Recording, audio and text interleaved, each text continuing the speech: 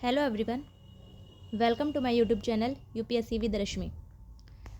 आज का हमारा टॉपिक है भारतीय संविधान के भाग, यानी भारतीय संविधान को कितने भागों में विभाजित किया गया है। इस टॉपिक से रिलेटेड जो भी क्वेश्चंस एग्ज़ाम में आए हैं उन्हें आज हम डिस्कस करेंगे। तो शुरू करते हैं आज का वीडियो। हमारा फर्स्ट क्वेश्चन है, भारतीय संविधान को कितने भागों में विभाजित किया गया है। ऑप्शन है ए 16 भागों में, बी 22 भागों में, सी 24 भागों में और डी 25 भागों में। तो इसका सही आंसर है ऑप्शन नंबर बी 22 भागों में। जो भारतीय संविधान है उसे 22 भागों में विभाजित किया गया है, लेकिन वर्तमान में अगर हम उसे गिनने लग जाएं तो उसमें वर्तमान में गणना की दृष्टि से कुल 25 भाग है। मूल रूप से अभी भी 22 भाग ही है, लेकिन गणना की दृष्टि से 25 भाग है। तो भारतीय संविधान को 22 भागों में विभाजित किया गया है, इसलिए इसका सही आंसर है option number B. Next question, निम्नलिखित में से कौन एक सही सुमेलित नहीं है। यानी इनमें से एक तरफ प्रावधान है और दूसरी तरफ उससे संबंधित भाग है कि किस भाग में उसका वर्णन किया गया है। तो इनमें से जो सही सुमेलित नहीं है वो बताना है, यानी जो गलत है। नागरिकता, ऑप्शन ए है नागरिकता। नागरिकता का प्रावधान किया गया है भारतीय संविधान के भाग 2 में, तो ये हमारा सही है। मौलिक अधिकार, मौलिक अधिकारों का वर्णन किया गया है भारतीय संविधान के भाग 3 में, तो ये भी हमारा सही है। मौलिक कर्तव्य, मौलिक कर्तव्यों का वर्णन किया गया है भारतीय संविधान के भाग 4A में, तो ये हमारा गलत है। इसमें दिया हुआ है 6A, तो ये हमारा गलत है और हमें गलत ही बताना है। तो हमारा सही आंसर है ऑप्शन नंबर सी। नेक्स्ट इसमें राज्य, जो राज्य सरकार का वर्णन किया गया है वो किया गया है भारतीय संविधान के भाग 6 में, तो ये भी हमारा सही है। नेक्स्ट क्वेश्चन, हमारे संविधान के किस भाग में 3 सोपानों में पंचायतें बनाने की परिकल्पना की गई है। यानी पंचायतों से संबंधित प्रावधान संविधान के किस भाग में है। ऑप्शन है ए भाग 9, बी भाग 10, सी भाग 11 या डी भाग 12। तो इसका सही आंसर है ऑप्शन नंबर ए भाग 9। पंचायतों से संबंधित प्रावधान यानी पंचायतें बनाने का जो प्रावधान किया गया है वो भारतीय संविधान के भाग 9 में किया गया है, तो इसका सही आंसर है option number A. Next question, भारतीय संविधान का कौन सा भाग और अध्याय संघ और राज्यों के बीच विधायी संबंध के बारे में है। यानी संविधान के किस भाग में राज्यों और संघ के बीच विधायी संबंधों के बारे में बताया गया है। ऑप्शन है ए भाग 11 और अध्याय 1, ऑप्शन बी भाग 11 और अध्याय 2, ऑप्शन सी भाग 12 और अध्याय 1 और ऑप्शन डी भाग 12 और अध्याय 1। तो इसका सही आंसर है ऑप्शन नंबर ए भाग 11 और अध्याय 1। संविधान के भाग 11 में संघ और राज्यों के बीच संबंधों का वर्णन किया गया है और उसमें 2 अध्याय हैं, अध्याय 1 और अध्याय 2। अध्याय 1 में विधायी संबंधों का वर्णन किया गया है आर्टिकल 245 से लेकर 255 तक, और अध्याय 2 में प्रशासनिक संबंधों का वर्णन किया गया है आर्टिकल 256 से लेकर 263 तक। तो इसका सही आंसर है option number A. Next question,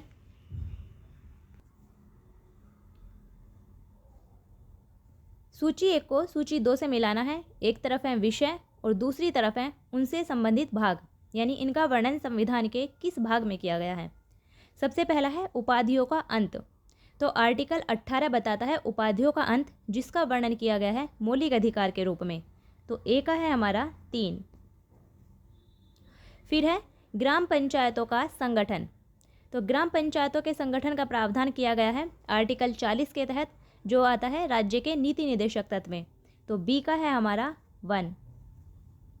फिर है 6 से 14 वर्ष तक के बालक या प्रतिपाल्य के लिए शिक्षा के अवसर प्रदान करना। तो इसका वर्णन किया गया है हमारे मौलिक कर्तव्य के अंतर्गत। तो ये सी का आता है 4, यानी सी का है 4।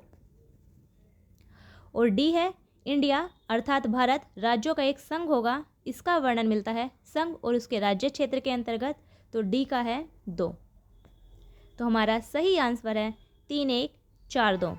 ऑप्शन नंबर बी हमारा सही आंसर है। नेक्स्ट क्वेश्चन, निम्नलिखित में से कौन सा एक युग्म सही सुमेलित है। हमें इसमें से सही बताना है। ऑप्शन ए है संविधान का दूसरा भाग, तो संविधान के दूसरे भाग में नागरिकता से संबंधित प्रावधान किए गए हैं, ना कि मौलिक अधिकार, तो ये हमारा गलत है। ऑप्शन बी में है संविधान का तीसरा भाग, संविधान का तीसरा भाग हमारा मौलिक अधिकार से संबंधित है, ना कि नागरिकता से, तो ये भी गलत है। फिर है संविधान का भाग 4 कै, तो इसमें मौलिक कर्तव्यों का वर्णन किया गया है, तो ये हमारा सही है और हमें सही ही बताना है, तो हमारा सही आंसर है ऑप्शन नंबर सी। और संविधान का 5वां भाग, इसमें संघ सरकार के बारे में वर्णन किया गया है, ना कि राज्य के नीति निर्देशक तत्वों के बारे में, तो ये हमारा गलत है। नेक्स्ट क्वेश्चन, निम्नलिखित में से कौन सा एक सही सुमेलित नहीं है? एक तरफ है प्रावधान और दूसरी तरफ है संविधान से संबंधित भाग, तो हमें गलत बताना है जो इसमें से गलत सुमेलित है।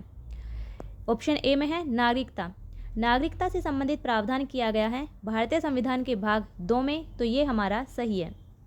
फिर है संघ राज्य क्षेत्र, संघ राज्य क्षेत्र का वर्णन मिलता है हमें भारतीय संविधान के भाग 8 के अंतर्गत, तो ये हमारा गलत है और हमें गलत ही बताना है, क्योंकि संघ राज्य क्षेत्र का वर्णन भाग 8 के अंतर्गत है, ना कि भाग 7 के अंतर्गत, तो ये हमारा गलत है और हमें गलत ही बताना था। नेक्स्ट है नगर पालिकाएँ, नगर पालिकाओं का वर्णन किया गया है संविधान के भाग 9 कै के अंतर्गत, यानी 9 ए के अंतर्गत, तो ये हमारा सही है। और निर्वाचन, निर्वाचन का वर्णन किया गया है संविधान के भाग 15 के अंतर्गत, ये भी हमारा सही है, तो इसका सही आंसर है option number B. Next question, एक तरफ है सूची 1, सूची 2, वही एक तरफ संविधान के भाग और दूसरी तरफ उनसे संबंधित प्रावधान हमें मिलाने हैं।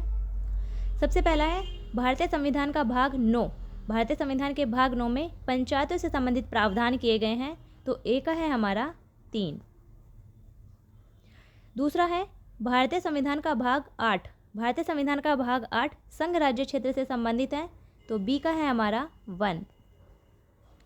सी है भारतीय संविधान का भाग 4 ए, तो इसमें वर्णन किया गया है मूल कर्तव्यों का, तो सी का है हमारा 4। और डी है भारतीय संविधान का भाग 9 ए, तो इसमें वर्णन किया गया है नगर पालिकाओं का, डी का है हमारा 2, तो इसका हमारा सही आंसर है 3, 1, 4, 2। नेक्स्ट क्वेश्चन, निम्नलिखित में से कौन भारतीय संविधान के अंतर्गत सही सुमेलित नहीं है, यानी फिर से गलत बताना है। ऑप्शन ए है पंचायतें, पंचायतों का वर्णन किया गया है संविधान के भाग 9 में, तो ये हमारा सही है। बी है नगर पालिकाएँ, नगर पालिकाओं का वर्णन किया गया है भारतीय संविधान के भाग 9 कै के अंतर्गत, तो ये भी हमारा सही है। सहकारी समितियाँ, सी है हमारा सहकारी समितियाँ, सहकारी समितियों का वर्णन किया गया है भारतीय संविधान के भाग 9 कै के अंतर्गत, ये भी हमारा सही है। और डी है अधिकरण, यानी ट्रिब्यूनल्स, अधिकरण का वर्णन किया गया है भारतीय संविधान के भाग 14 कै के अंतर्गत, ना कि भाग 10 के, तो ये हमारा गलत है और हमें गलत ही बताना है, तो हमारा सही आंसर है ऑप्शन नंबर डी। अधिकरण का वर्णन भारतीय संविधान के भाग 14 कै में किया गया है। नेक्स्ट क्वेश्चन, संविधान के किस भाग में पंचायती राज व्यवस्था संबंधी प्रावधान किए गए हैं? ऑप्शन है ए भाग 9 में, बी भाग 6 में, सी भाग 3 में और डी भाग 4 कै में। तो पंचायतों से संबंधित प्रावधान संविधान के भाग 9 में किए गए हैं, इसका सही आंसर है option number A. Next question, संविधान के कौन से भाग में पंचायती राज से संबंधित प्रावधान किए गए हैं? फिर से सेम क्वेश्चन है। ऑप्शन है ए भाग 6, ऑप्शन बी भाग 7, ऑप्शन सी भाग 8 और ऑप्शन डी भाग 9, तो इसका सही आंसर है ऑप्शन नंबर डी भाग 9। नेक्स्ट क्वेश्चन, सूची 1 को सूची 2 से मिलाना है। एक तरफ है प्रावधान और दूसरी तरफ है संविधान से संबंधित भाग। सबसे पहले मौलिक अधिकार, ए में है मौलिक अधिकारों का वर्णन किया गया है भारतीय संविधान के भाग 3 में, तो ए का हो गया हमारा 2। फिर है मौलिक कर्तव्य, मौलिक कर्तव्यों का वर्णन किया गया है भारतीय संविधान के भाग 4 ए में, तो बी का है हमारा 1। फिर है संघ सरकार, संघ यानी केंद्र सरकार, इसका वर्णन किया गया है भारतीय संविधान के भाग 5 में, तो सी का है हमारा 4। और डी है आपातकालीन उपबंध। तो आपातकालीन उपबंध का वर्णन किया गया है भारतीय संविधान के भाग 18 में। तो डी का है हमारा 3। तो इसका सही आंसर है 2143। ऑप्शन नंबर ए इसका सही आंसर है। नेक्स्ट क्वेश्चन, निम्नलिखित में से कौन सा एक सही सुमेलित नहीं है? फिर से वही बताना है कि इसमें से कौन सा गलत है। ऑप्शन ए में है मूल कर्तव्य। मूल कर्तव्यों का वर्णन किया गया है संविधान के भाग 4 क में। तो ये हमारा सही है। दूसरा है राज्य सरकार, यानी राज्य सरकारों का वर्णन किया गया है संविधान के भाग 6 में। तो ये भी हमारा सही है। और सी है भारत का महान्यायवादी। तो इसका वर्णन मिलता है हमें संघ सरकार के अंतर्गत, यानी भाग 5 के अंतर्गत। तो ये हमारा गलत है और हमें गलत ही बताना है। तो हमारा सही आंसर है ऑप्शन नंबर सी। डी में है संघ और राज्यों के अधीन सेवाएं।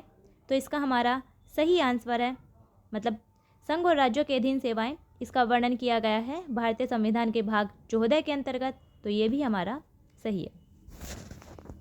नेक्स्ट क्वेश्चन, भारतीय संविधान का भाग 16 संबंधित है किससे? मतलब भारतीय संविधान के भाग 16 में किस बात का प्रावधान किया गया है?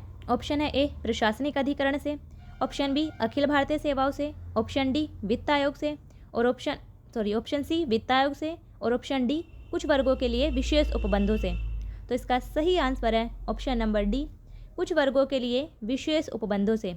यानी भारतीय संविधान के भाग 16 में कुछ वर्गों के लिए विशेष उपबंधों से संबंधित प्रावधान किए गए हैं, जबकि प्रशासनिक अधिकरण से संबंधित प्रावधान किए गए हैं भारतीय संविधान के आर्टिकल 323 ए के तहत।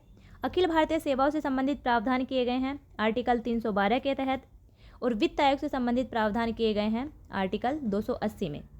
तो इसका सही आंसर है ऑप्शन नंबर डी। तो ये था हमारा आज का वीडियो। इसे अच्छे से पढ़िए, रिवाइज करिए। फिर मिलते हैं नेक्स्ट वीडियो में। तब तक के लिए बेस्ट ऑफ लक।